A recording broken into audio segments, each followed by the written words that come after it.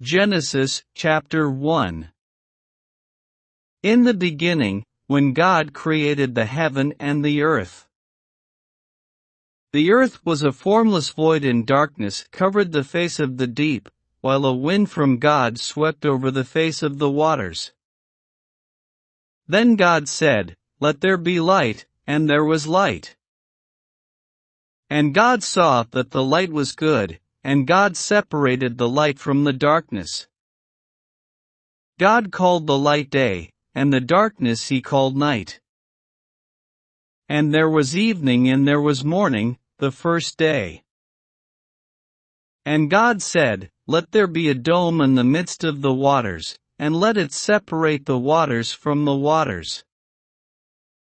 So God made the dome and separated the waters that were under the dome from the waters that were above the dome.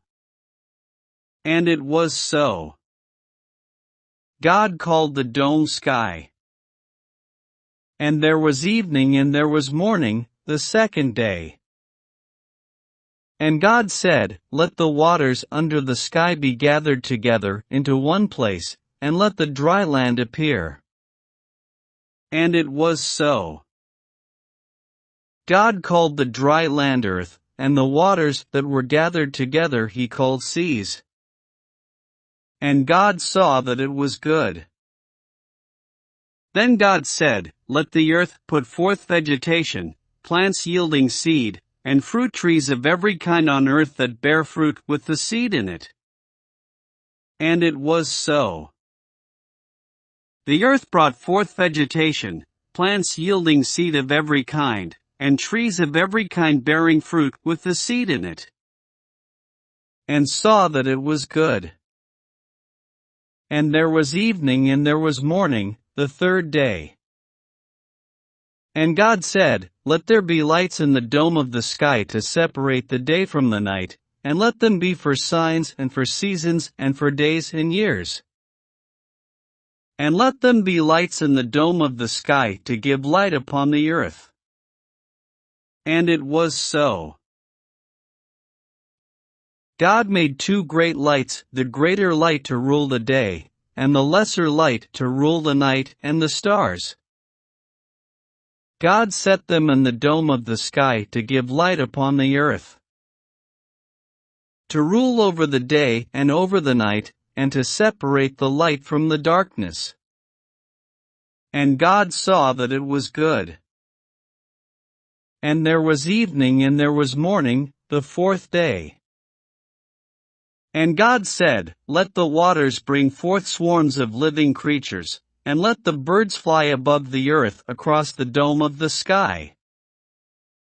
So God created the great sea monsters and every living creatures that move, of every kind, with which waters swarm, and every winged bird of every kind. And God saw that it was good. God blessed them, saying, "Be fruitful, and multiply, and fill the waters in the seas, and let birds multiply on the earth." And there was evening and there was morning, the fifth day. And God said, "Let the earth bring forth the living creatures of every kind, cattle and creeping things and wild animals of the earth of every kind." And it was so. God made the wild animals of the earth of every kind, and cattle of every kind, and everything that creeps upon the ground of every kind. And God saw that it was good. Then God said, "Let us make humankind in our image, according to our likeness, and let them have dominion over the fish of the sea, and over the birds of the air, and over the cattle, and over all the wild animals of the earth, and over every creeping thing that creeps upon the earth." So God created humankind in his own image, in the image of God he created them, male and female he created them. God blessed them, and God said to them, "Be fruitful, and multiply, and fill the earth, and subdue it, and have dominion over the fish of the sea, and over the birds of the air, and over every living thing that move upon the earth." God said, "See, I have given you every plant yielding seed, that is upon the face of all the earth, and every tree with seed in its fruit, you shall have them for food. And to every beast of the earth, and to every birds of the air, and to everything that creeps on the earth, everything that has the breath of life, I have given every green plant for food, and it was so. God saw everything that he had made, and indeed, it was very good.